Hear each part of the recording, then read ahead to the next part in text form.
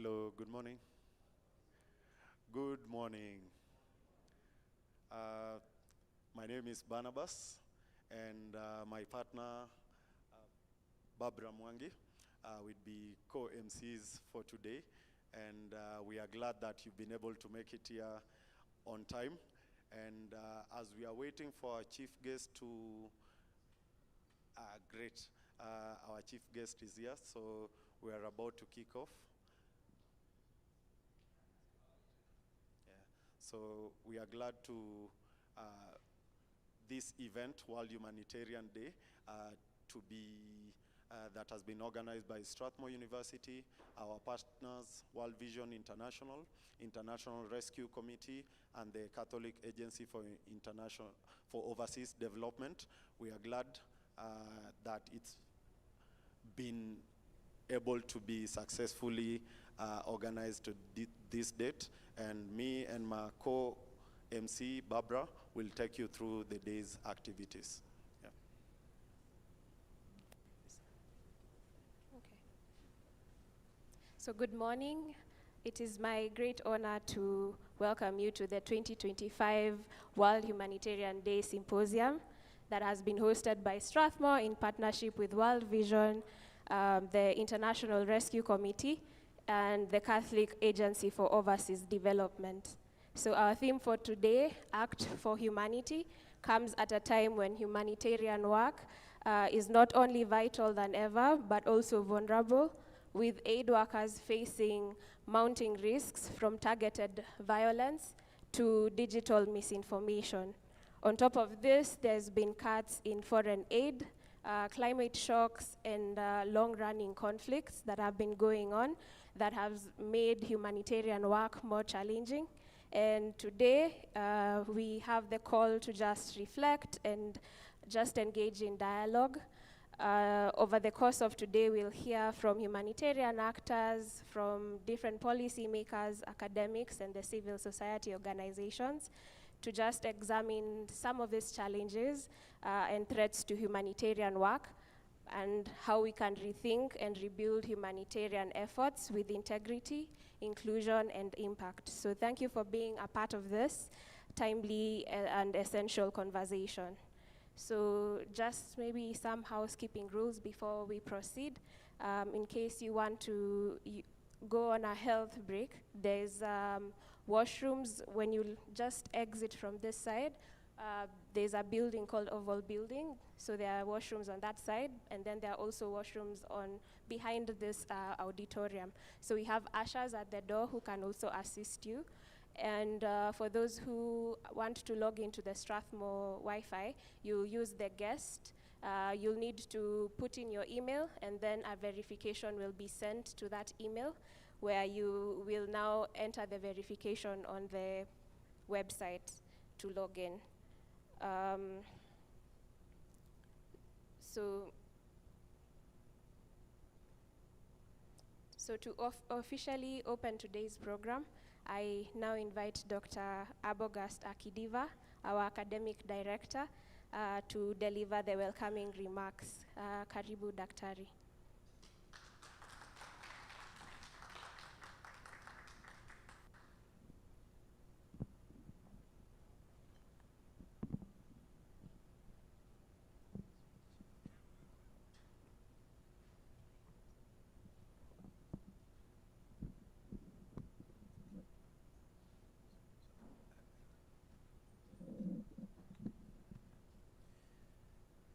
Good morning. I'd like to warmly welcome all of us to Strathmore University. On behalf of our Dean, Dr. Magdalene Dimba, who is away on official duties out of Nairobi. The School of Humanities and Social Sciences is really very, very happy that we are here gathered today to consider this very important subject. So I'd like to move on very, very quickly into my few remarks. So distinguished representatives, of the International Rescue Committee, CAFOD, World Vision, esteemed colleagues from academia, policymakers, journalists, civil society representatives, dear students, and honored guests. It is my privilege and singular honor to welcome you to this World Humanitarian Day Symposium, convened under the theme, Act for Humanity. This day is both a commemoration and a call to action. We commemorate the lives of humanitarian workers who have paid the ultimate price, and we recommit ourselves to the urgent mission of safeguarding humanitarian space. As Antonio Guterres reminded us in 2023, he reminded us, 2023 was declared the deadliest year on record for humanitarian personnel. Yet this record lasted only 1 year. In 2024, the Aid Worker Security Database recorded 344 deaths of aid workers, surpassing the 280 the previous year. These are not mere numbers. They represent lives cut short, families shattered, and communities left without support in their hour of greatest need. At the same time, humanitarian action is under siege from another front. Shrinking resources, severe funding cuts compounded by protracted conflicts, climate emergencies, displacement, and economic shocks have placed enormous strain on the system. This has triggered conversations around a humanitarian reset, a rethinking of how aid is delivered, whose voice shape it, and how local communities can move from being seen as passive recipients to empowered actors. It is in this pressing reality that inspires today's symposium, hosted by our School of Humanities in partnership with IRC, CAFOD, and World Vision. We bring together practitioners, academics, journalists, policymakers, and students to create a space for critical reflection, evidence-based dialogue, and collaboration. Our symposium has clear objectives: to understand the evolving threats faced by humanitarian workers, particularly in East Africa, to examine the impact of misinformation and disinformation, which erode trust and create new risks, to debate the implications of the humanitarian reset for localization, equity, and accountability, to strengthen respect for international humanitarian law and accountability for violations. This morning, we begin with panel discussions around 4 thematic areas: the shifting landscape of threats, examining conflict in Somalia, Sudan, and South Sudan, as well as digital threats such as cyber attacks, disinformation, misinformation that undermine trust in humanitarian work. Preserving the expanding humanitarian access is the other area, humanitarian diplomacy, exploring how humanitarian actors engage with governments, non-state actors, and communities to safeguard access and negotiate principled agreements. As Dag Hammarskjöld wisely noted, the pursuit of peace and progress cannot end and must not end. Upholding international humanitarian law and accountability, assessing why violations persist, how compliance can be strengthened, and how perpetrators can be held accountable at national, regional, and international levels.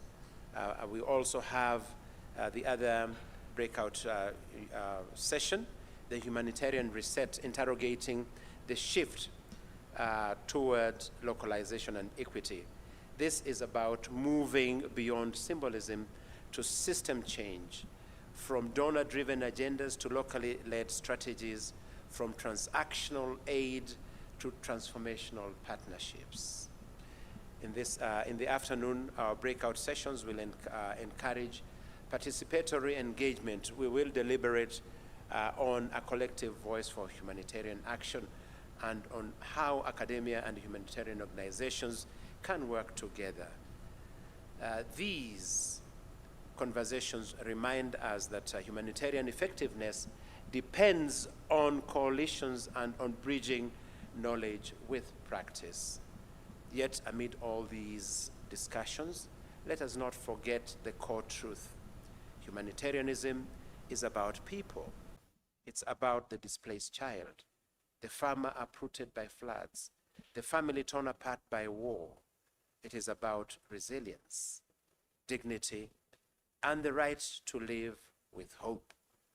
As Nelson Mandela once noted, overcoming poverty is not a gesture of charity. It is an act of justice. Humanitarian action is about justice, solidarity, and moral responsibility. Mother Teresa taught us we can do no great things, only small things with great love. Each act of courage, each principled decision sustains the flame of humanity. Today, as we honor those that we have lost, let us also recommit ourselves to those who serve, often at great risk, in the most dangerous corners of the world. My hope is that this symposium will not be a one-day event, but the beginning of deeper collaboration between academics and practitioners, between local and international actors, between principles and practice. On behalf of the School of Humanities and Social Sciences, I warmly welcome you. May our reflections be meaningful, our discussions fruitful, and our commitments enduring. Thank you very much.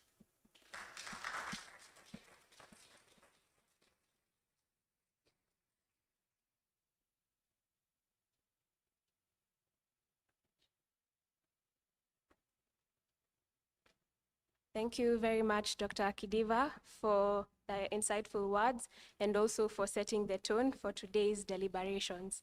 So next, it's my pleasure to welcome Mr. Basil Mwakulomba, the Regional Director at World Vision International. He is a passionate humanitarian and development leader with experience in disaster management, anticipatory action, operations management, humanitarian cash or food arts assistance, and refugee programming. So, Mr. Basil, the floor is yours.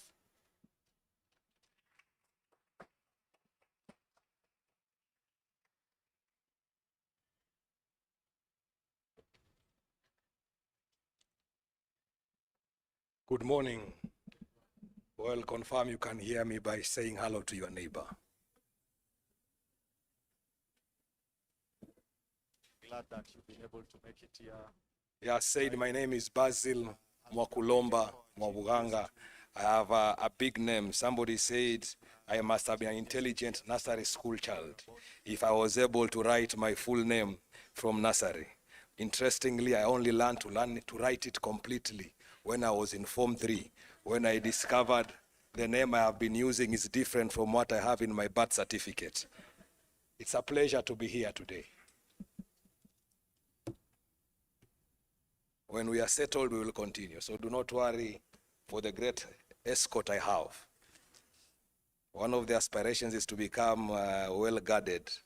When you become a politician, you'll have 50 of them just standing behind you. Now we are not used. Yeah, thank you so much. So let me begin my opening remarks with a story. Today, we are here having a symposium, all wonderfully dressed. Life looks good. Everything is okay, everything is stable. But suddenly, a shift happens in the environment whereby we just hear there is a coup in the country, and suddenly gunshots are blazing all around us and bombs begin to fly.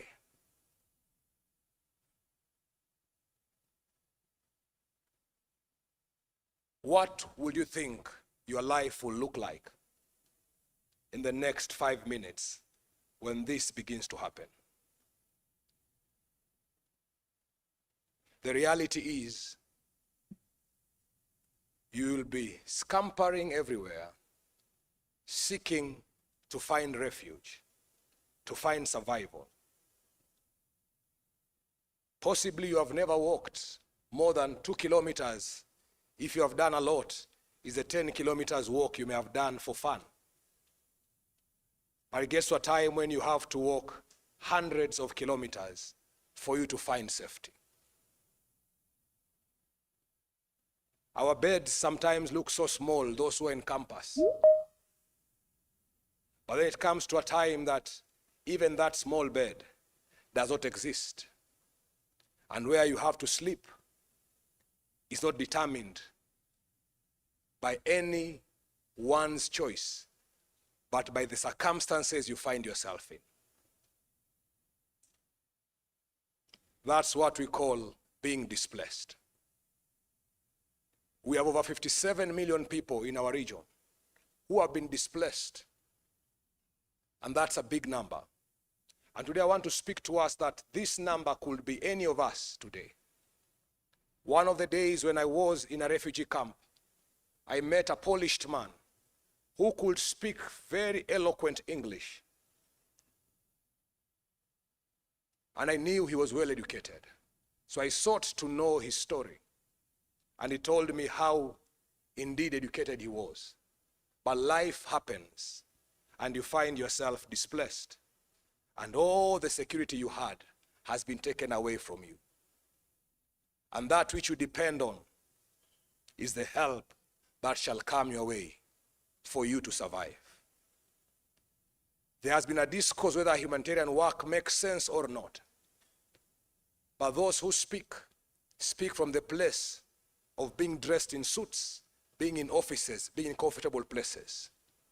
But we who are at the forefront, we meet the faces of people who are on the run, people who have lost everything, and all they need is to stay alive.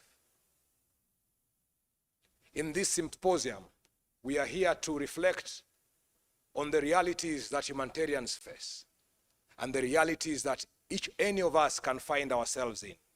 That we are in a place where our life is at risk. And all we need may be a help from somewhere. My name is Basil. I am a humanitarian. I work for a great organization by the name of World Vision International. And our mission is to reach the people who are affected by disasters, to save lives and to transform them. We are a Christian organization with a focus on the child more specifically. And in addition to that, we work deeply with the communities. We are the grassroots, yet being international. So what does our work do? We go to those places where people will be running away from when disasters strike. My question for you today will be, who is a humanitarian? As we sit to reflect about humanitarianism today, and look back to celebrate and commemorate the great day which we're celebrating on 19th of August, World Humanitarian Day, we've chosen to shift it to this day to look much deeper into what that means. I'll want to help you understand who a humanitarian is and what they do. As I said, when you will be displaced, the person who will be coming to help you, the person who will have sacrificed and risked environments, risked the bombs and the fights, is a humanitarian worker. Many times uncelebrated, many times unknown, many times not recognized for the risks they take. But these are the people who bring hope in despair. People who are homeless, displaced from their stable, comfortable places and find themselves without any shelter. And the only shelter they can depend on may be a tarpaulin, may be a tent that may be brought to them by who? A humanitarian worker. This is the business we do. While you're at that place, you may not be having food because even if you have cash, sometimes it may not be working. All you need is food to eat that day. And who is this who will bring food to you when you are displaced in the middle of nowhere? This will be the humanitarian worker. And for you to understand our world much better, when you are displaced, most likely you will not be sleeping in a room, 2 of you or 3 of you. You may be in a hole like this, thousands of you, trying to find the little space you can be able to get in such a room like this. And this may be quite cozy in our sector. The environment may be tough. The toilets may be indescribable. Who is this who will come and say, let's bring blankets, let's bring something for someone to sleep on? It is we, humanitarians. On this day, we choose to celebrate all the heroes who make sacrifices to reach out to the people who are in need, people who are not guilty of any offense, but they find themselves in circumstances that are not good for them and that they need to stay alive. As we reflect on this day, it's an opportunity for us to have good conversation around the work we do. For you who are students, to get an understanding of the sector that you may be interested in venturing in. Today we are in suits, but this is not our world. We don't wear suits most of the time, not because we don't have them, but because they can't be worn in some environments. We are excited to be part of this conversation today because the environment we are living in, while you are, the story is still about you. While you are sleeping on that floor, 50 of you, skin to skin probably, with no toilet or with one toilet that has to be shared, potentially with no adequate water. Likelihood is that you may get some diseases there. You may have cholera. You may have any waterborne disease. What do you do in such a scenario? That is when humanitarians run in and they say we can have a health response, a mobile clinic to provide support. Currently, South Sudan is battling the worst cholera outbreak ever. These 2 countries have the highest number of displaced people.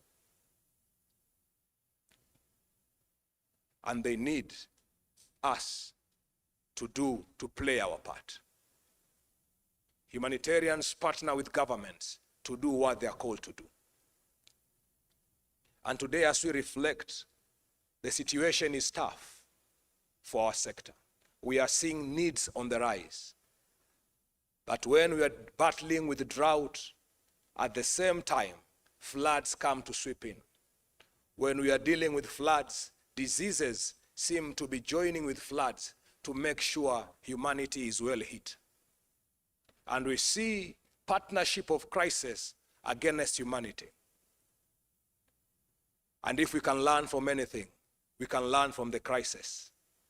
That since they are converging every now and then, we are happy today that we are converging today, different actors, to say we too can converge and make a difference against the humanitarian crisis that we are suffering from. Conflict, drought, floods, diseases, name it all. They come without adequate timing for you to respond. We are at a season whereby we need to converge together. The humanitarian workers can no longer do it alone. We need the academia who can help us to lead in research And we can be able to think through our responses quite well, to predict them much better. Those who are young and youthful, you have the advantage of technology being on your side more than the elderly ones.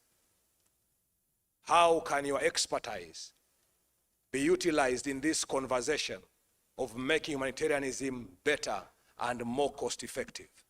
We need the tech people to help us to make data-driven decisions, predictive analysis for early warning and anticipatory action.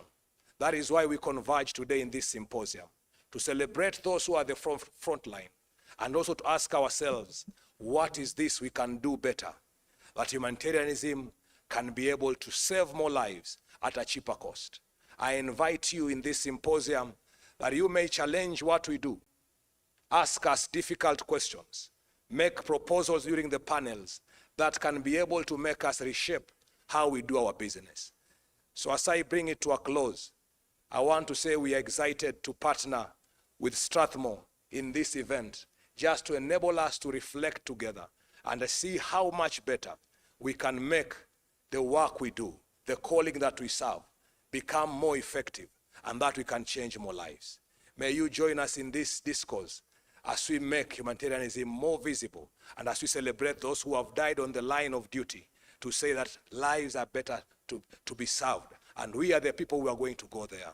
I pray those who are still considering their careers may consider humanitarianism as a noble cause, because one day somebody may need you to be there for them. Thank you so much.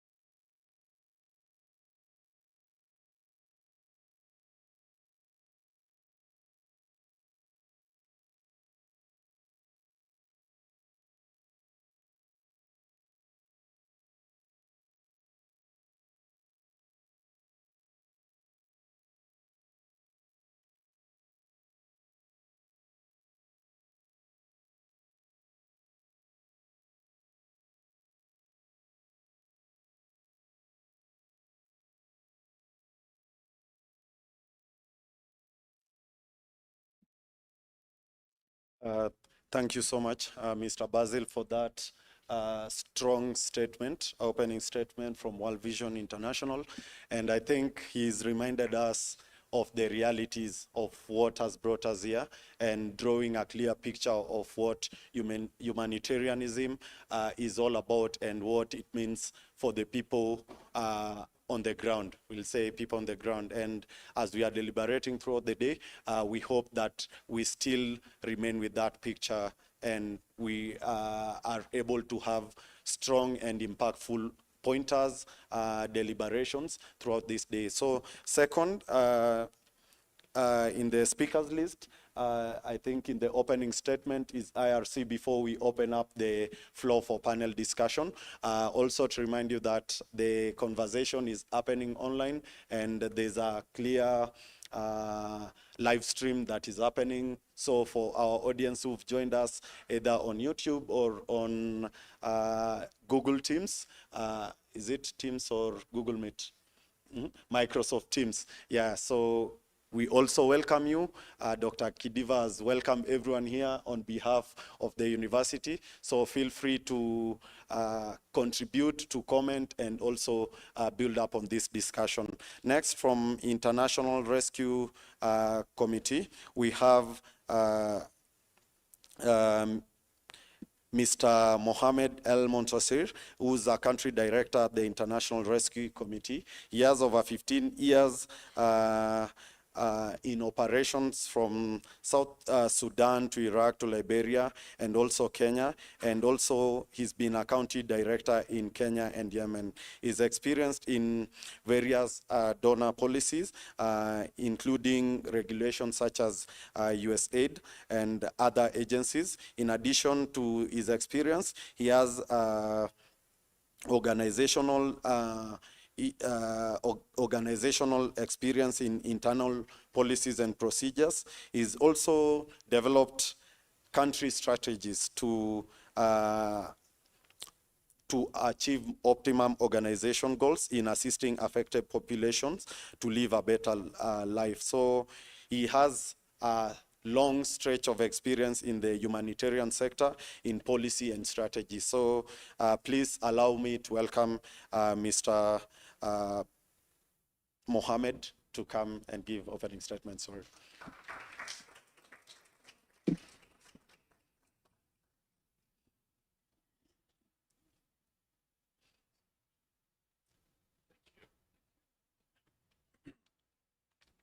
Thank you for the nice welcome, and good morning, everyone. Yeah, I think it's a day of difficult names, right? So, Muhammad Al-Muntasir Hussein Aboud Asafi, that's my full name. So, yeah, you can choose to call me Muhammad, if that's easier, or Muntasir. That's what I was known as far as I can remember since I was born. But Muhammad Al-Muntasir, guess what? It's one name. So it's one name of two words. So it's only my name. Nothing, no middle name, no family. It's only my name. Anyway, so thank you so much again. And so first and foremost, let me just start with really thanking and appreciating Strathmore University, represented by the academic director for the School of Humanity and Social Sciences, for having us today here and hosting us on this special day as we are commemorating the World Humanitarian Day. So thank you so much, and thank you for all the partners and everyone who has really made it out today to this event. So thank you for having us. So let me start with the chief guest, Colonel David Samoy, Director, National Disaster Operations Center, the Academic Director for School of Humanities and Social Sciences, Strathmore University, the Regional Humanitarian and Emergency Affairs Director for World Vision International, representatives from CAFOD, distinguished guests, ladies and gentlemen, good morning again. It is both an honor and a privilege to welcome you to this symposium in commemoration of World Humanitarian Day. We are proud to co-convene this event alongside Strathmore University, World Vision, and CAFOD. You need a password. I don't have that one. Today's gathering is not just ceremonial. It is a platform for dialogue, for learning from one another, and for forging concrete strategies to protect humanitarian workers and ensure that aid reaches those who are in need it most. We come together at a time when the state of humanitarian needs worldwide is grave. Among the worst since the Second World War. This is really the worst time ever in this sector. Conflicts, climate shocks, economic instability, and displacement continue to converge, leaving millions in urgent needs. This year's theme, Act for Humanity, is therefore both timely and necessary. It reminds us of the core ideals that define humanitarianism to save lives, to alleviate suffering, and to preserve human dignity. At stake is nothing less than the very humanity we all share. This year, we equally reflect on the great role that our first responders play, and I take this opportunity to recognize, honor, and celebrate all the first responders. The aid workers whose passion and courage drive them to the front lines of crisis. They respond in the harshest of conditions, risking their own safety. As Mahatma Gandhi said, the greatness of humanity is not being human, but in being humane. Humanitarian workers embody this truth daily. They go beyond the call of duty, responding to complex emergencies with professionalism, compassion, and unwavering commitment to serve. Allow me to briefly share the work of the International Rescue Committee in Kenya. The IRC is a leading responder to humanitarian and development needs across the country. We provide integrated services in health, livelihoods, protection, education, and disaster risk management, while also strengthening systems and advocating for policies and create lasting change. Our footprint spans Nairobi, Kajiado, Turkana, Garissa, and Tana River counties, as well as the Dadaab and Kakuma refugee camps.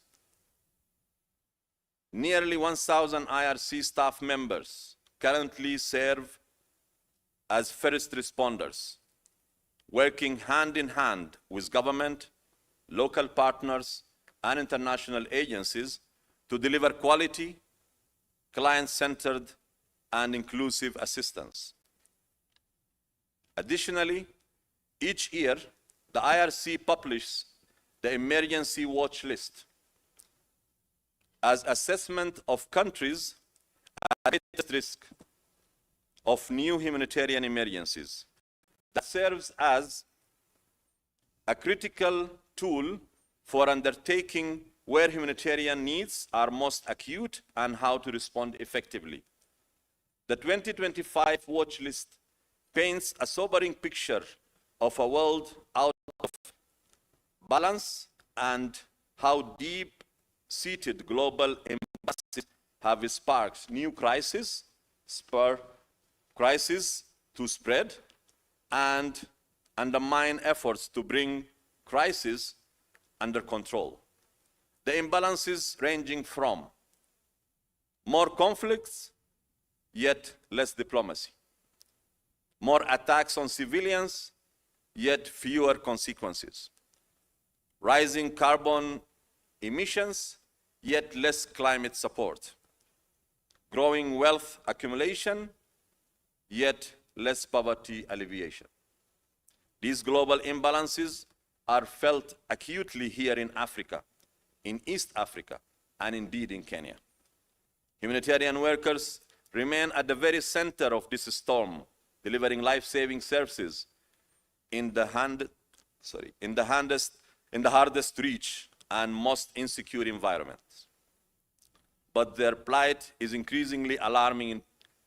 In 2024, the UN reported that 861 humanitarian workers were victims of major security incidents worldwide, a dramatic increase compared to previous years. Forecasts suggest that 2025 might be even worse. This reality compels us to act urgently to protect humanitarian workers, to provide them with the resources they need, and to reaffirm our collective duty of care. As we deliberate today, let us center our discussion on this year's theme, Act for Humanity. Doing so requires collective responsibility. Governments, academic institutions, development partners, civil society, communities, and the media must work together to uphold humanitarian principles and respect the international humanitarian law, safeguard the survival, dignity, and safety of people affected by crisis, secure adequate resources to allow aid workers to respond effectively, pursue sustainable solutions that address not only the symptoms, but also the root causes of these crises. In closing, I wish to emphasize that every one of us has a role to play. Acting for humanity is not reserved for aid workers or policymakers alone. It begins with each of us in this room today, in our daily actions, in the spaces we occupy, and in the choices we make. Together, we can create a world where dignity, safety, and compassion prevail. Thank you for being here today, and I wish you all fruitful deliberations. Thank you so much.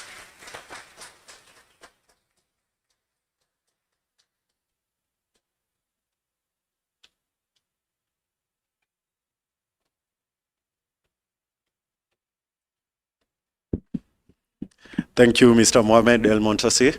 I hope I got the first name right. Yeah. We all have a role to play. And as we are building on, as we are about to invite our guest speaker for the day, I'd like to welcome our lecturer here and also who's played a huge important role in making this event a success, Dr. James Nyao, to come introduce our chief guest.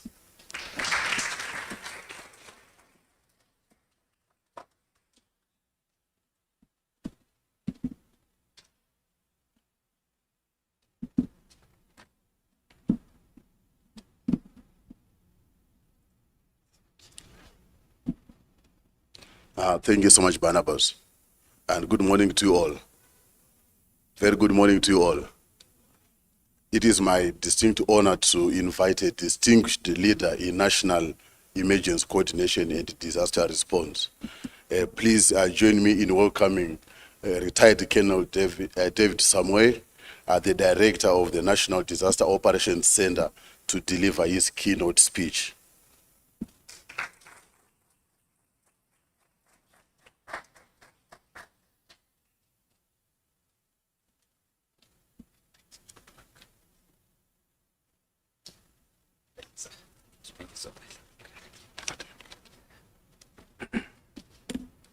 Thank you very much.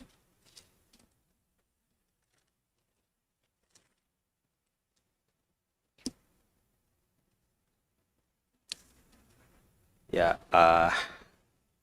my name is David Samuel, as my brother there has just correctly said. My name is not very difficult like the rest of the names. I'm just, and I'm just like my name, I'm also simple. I'm just a military officer who retired a few years ago from KDF after serving for 35 years. And while I was in KDF, I interacted so much with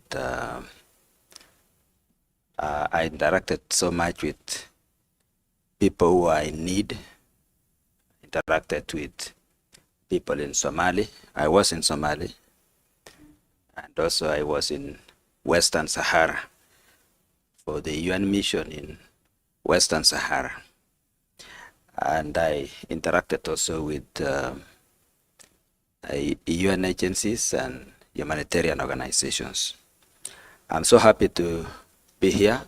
Thank you for inviting me to this important occasion.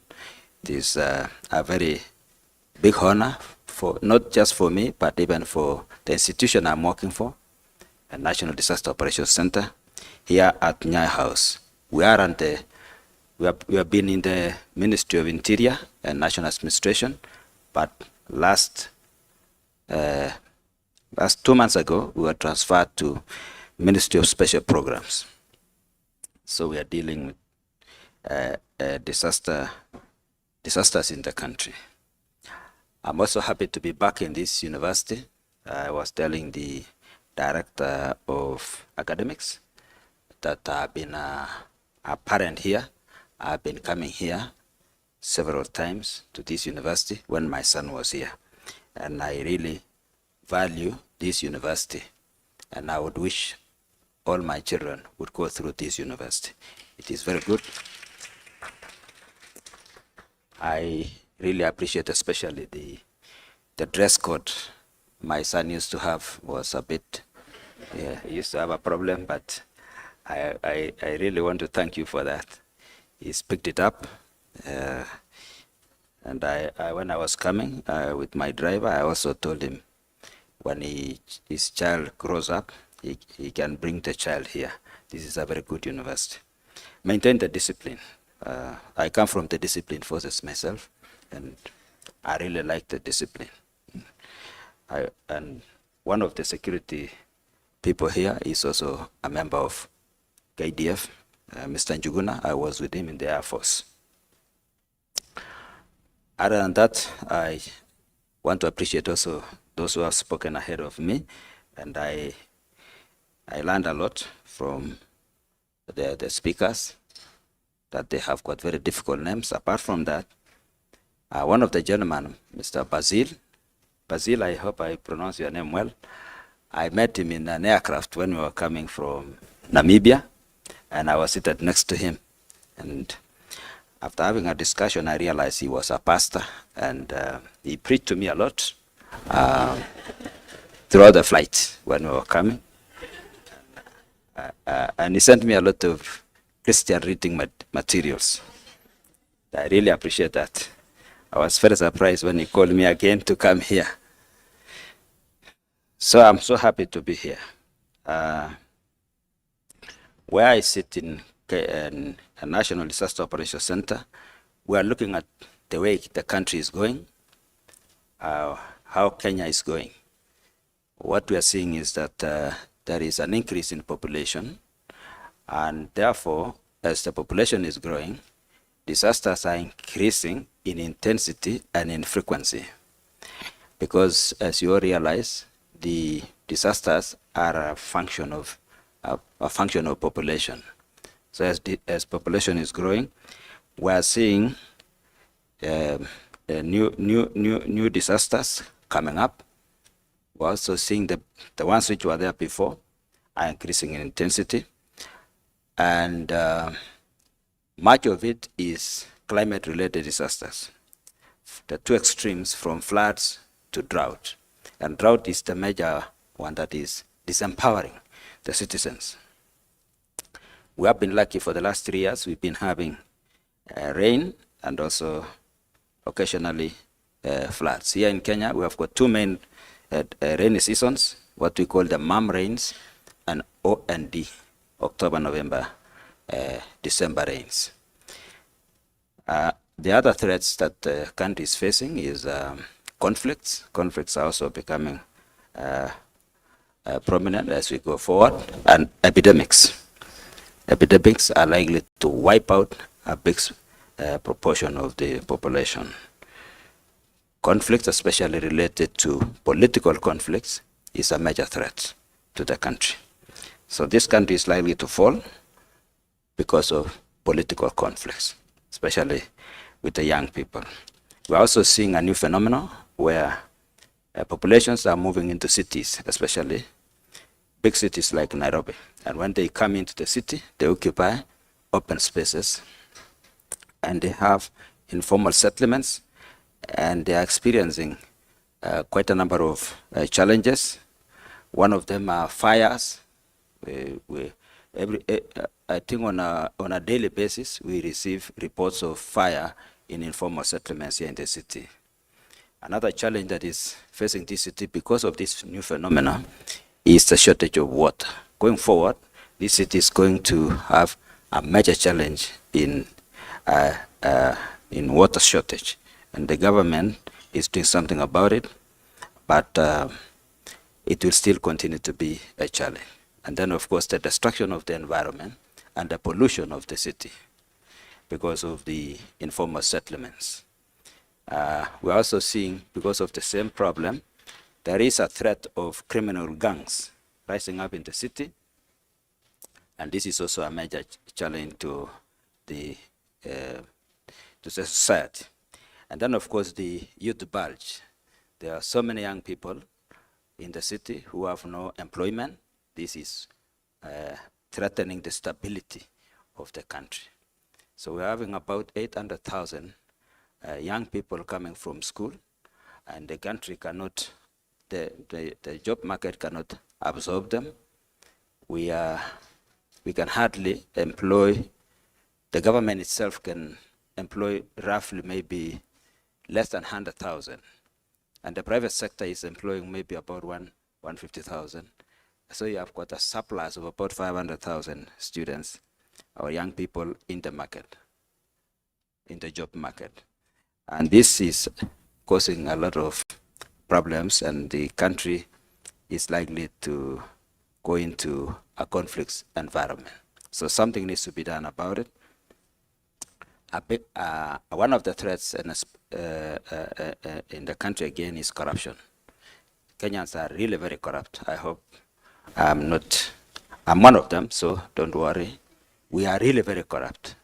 Maybe I would have said that. We are very, very, very corrupt. And this corruption is a threat, is a disaster. So I'm picking it up because at the macro level, there is a lot of corruption. So this is going to be a threat going forward. So something is going to happen. I don't know what it is, but the country might easily enter into a very chaotic situation. And this also is, for the country to be stable, the economy needs to grow at least at a double digits to be able to catch up with the growth of population.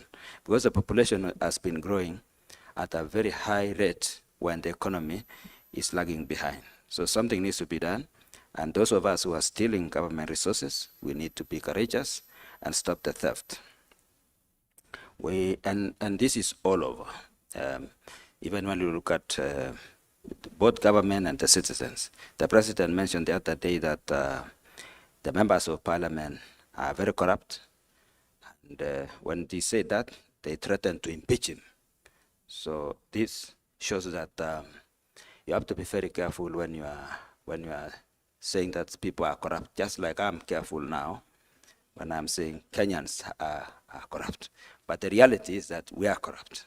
So, and if we don't stop it, we will fall as a country. So we are looking at that also as a major threat to this country, and something needs to be done about it. The other issue is the destruction of the environment. Something needs to be done.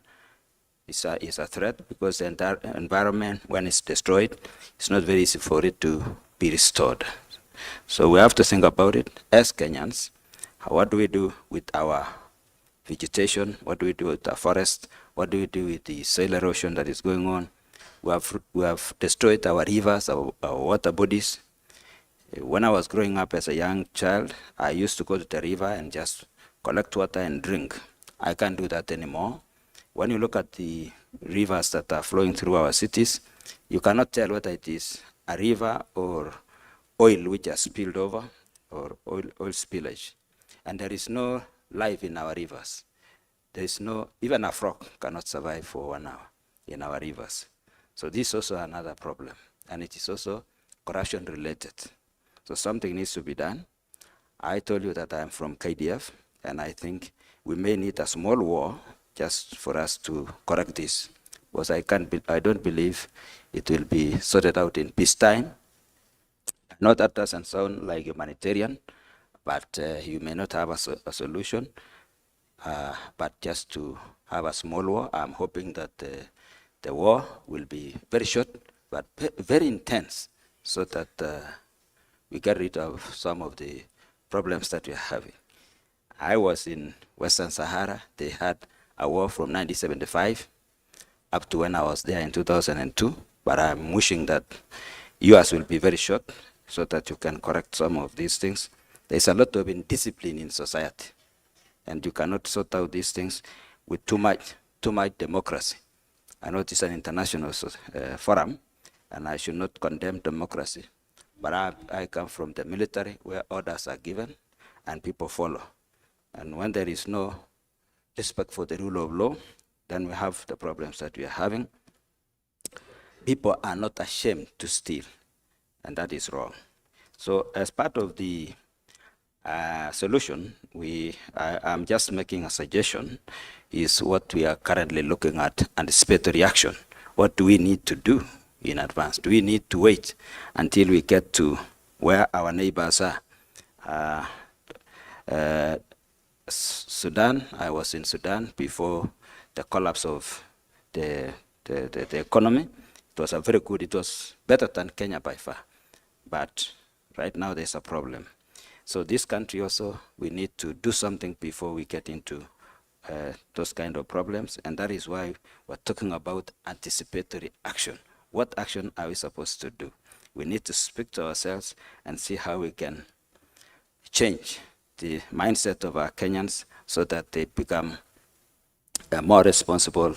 And the rot that is going on is so much that now even in the church, we see also some elements of corruption where the clergy are receiving bribes. I don't know how they manage to preach.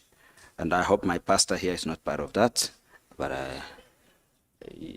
you receive genuine offerings in the church. So the rot in the society is really real, and it is a threat to national stability. And I want to say this here when I am in this forum, so that those who are Kenyans and are here can start thinking about it. We need to invest in, disaster is a development problem. And Kenya is agro-based, the economy is agro-based, so we need to invest in agriculture. So we need to look at how we can create jobs for the young people so that there is stability in the country. We also need to see how we can work with our neighbors. I've been part of the IGAD and the region, the Great Lake regions. We are doing exercises. We have got the Ushirikiano Imara exercise, which we are trying to see in the event of a conflict or a crisis in this region, how are we going to help each other? When I grew up in KDF, we used to view our 6 neighbors as our enemies, but not anymore. They are now our brothers. So I like what you call disaster diplomacy. We assist each other every time there is a disaster. And not just here in the East African region, the Horn of Africa, but also in the Great Lake regions. We are working very closely with our neighbors. We train together with their military forces here in National Defense Staff College. We train together and we approach these challenges together as East Africans. And I think this is a very good way of dealing with these disasters, because disasters are transboundary. We have to use all available means, and we have also to collaborate with our development partners. Where we are in the Ministry of Special Programs, UNDP is doing something for us, and we appreciate. And also Red Cross, I saw Peter Murko, I don't know whether he's still here, they are doing something for us. And because the resources in the country is not adequate to be able to build a structure that can respond to disasters. We're also coming up as part of anticipatory action. We are coming up with a legal framework, which is currently in Parliament, and we hope it will go through. Once it goes through, the way we manage disasters in Kenya will really tremendously be changed. So we're hoping that will go through as we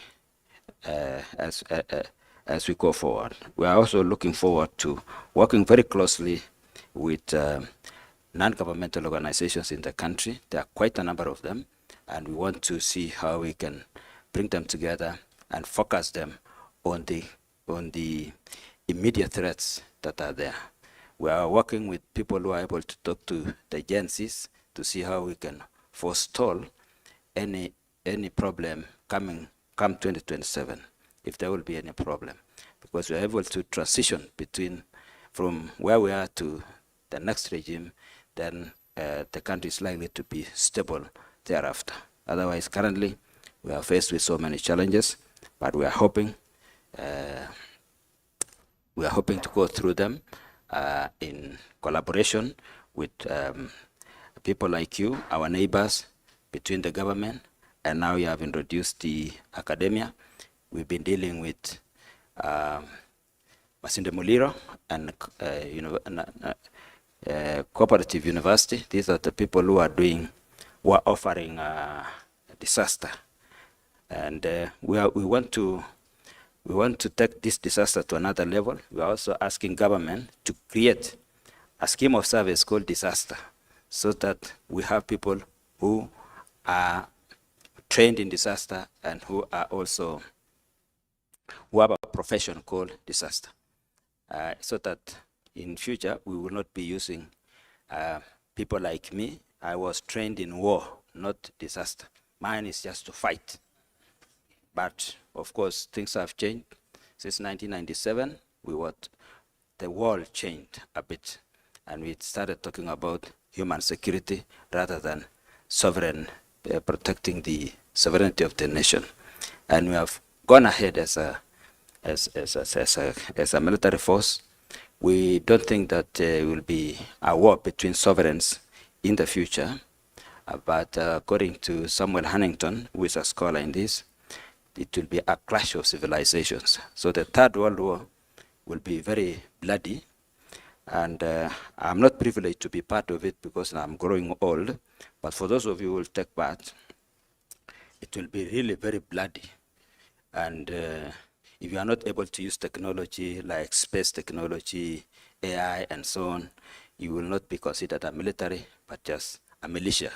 So we want to make sure that our country is well positioned to protect the citizens, so that the citizens can be able to transition from where we are and cross over the disaster. In the Second World War, we lost about 70 million, and half of it was civilians. So we want to see how our military forces can be educated on the law of armed conflict, so that they don't injure the non-combatants, the sick, children, and women. Of course, women who are non-combatants. So we are laying a lot of emphasis on this, and we are working very closely. And I think that explains why they brought me as a military officer to come and head the disaster. I may not be very good in talking, but when it comes to action, I'm better off than this. And I've spoken after very, very fluent and very good orators have spoken. That is why you see I'm not an orator, because mine is just action. It is shooting and getting the target, not really dealing with humanitarian issues. So I'm very sorry if I did not get what you wanted me to come and speak about, but I promise to improve in future and make it better.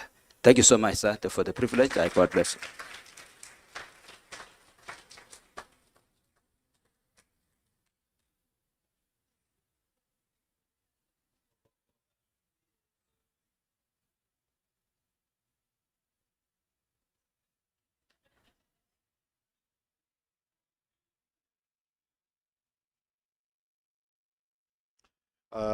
Thank you so much, Colonel Retired.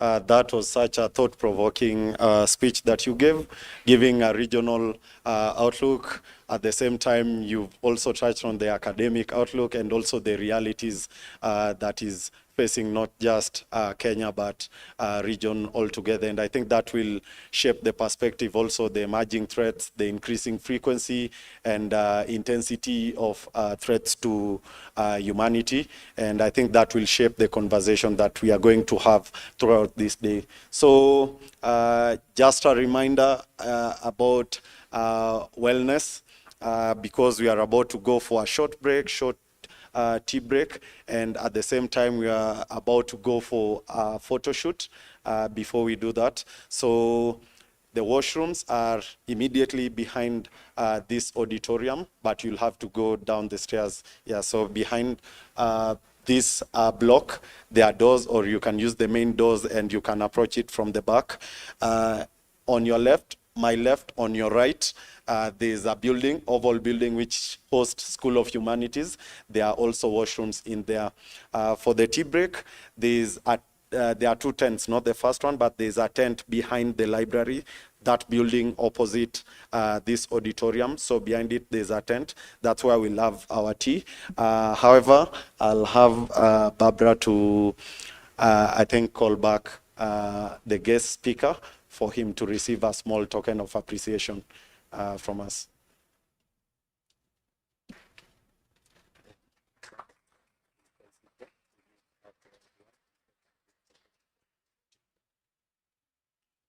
So thank you so much for your speech and your contribution today.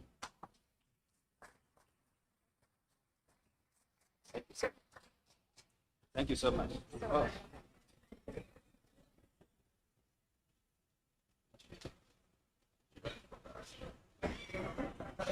I will not show you what this is.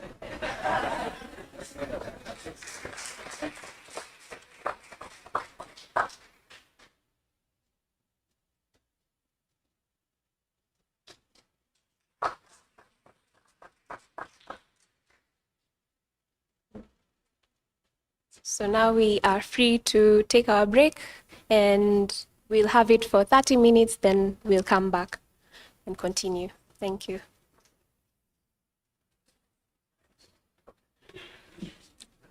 So as we are going for tea, we can meet outside the main doors so that we take a group photo. Yeah, as we are heading for tea. So there's a group photo out there. Oh.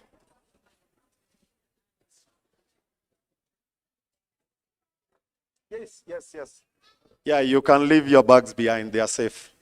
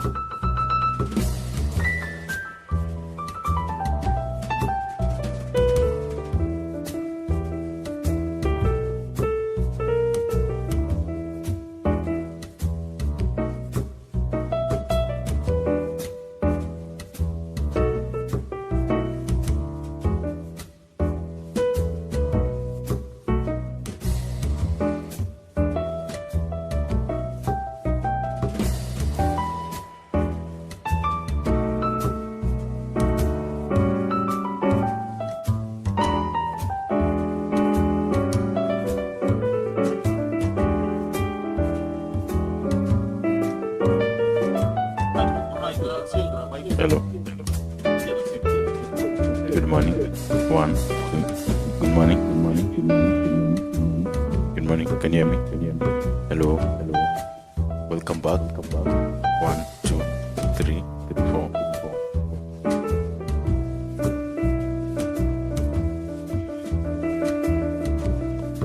One. Good morning. 1, 2. 1, 2, 1.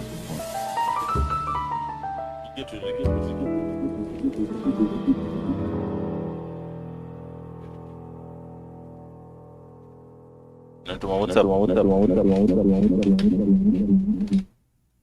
Hello. Hello. Good morning. Good morning.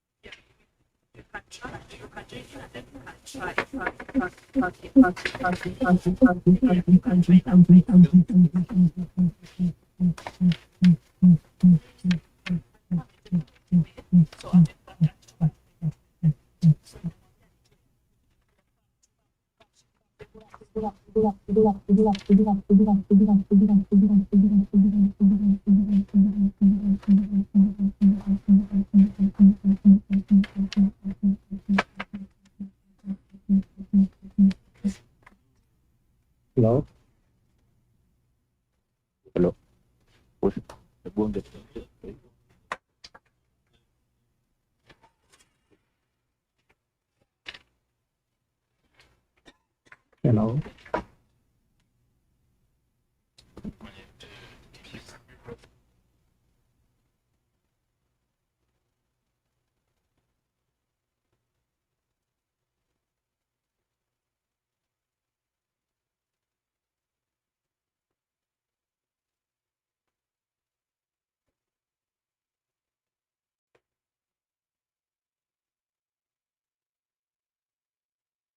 Hello. Hello. Hello. I check clip. Hello. I check clip. Hello. Hi. Can you hear me? Yeah, can you hear me? Can you hear me? Can you hear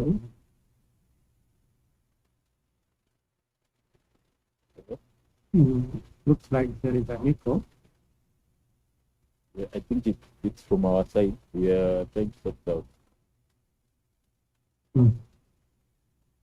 Okay. Okay. So do you want me to stay here or yeah, just stay for like 5 minutes?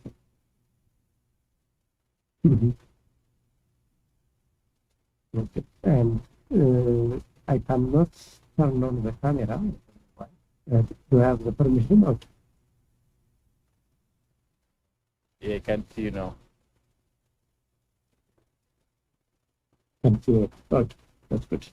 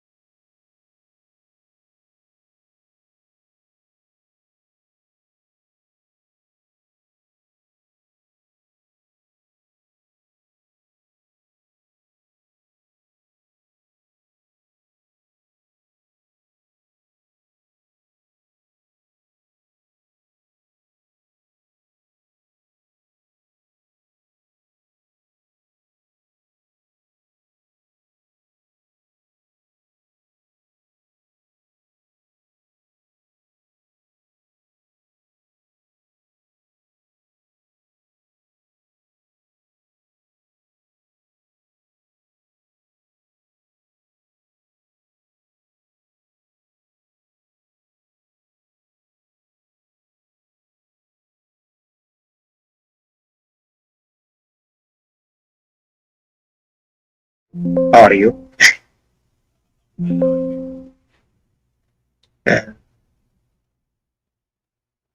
Do you listen to me? Hello?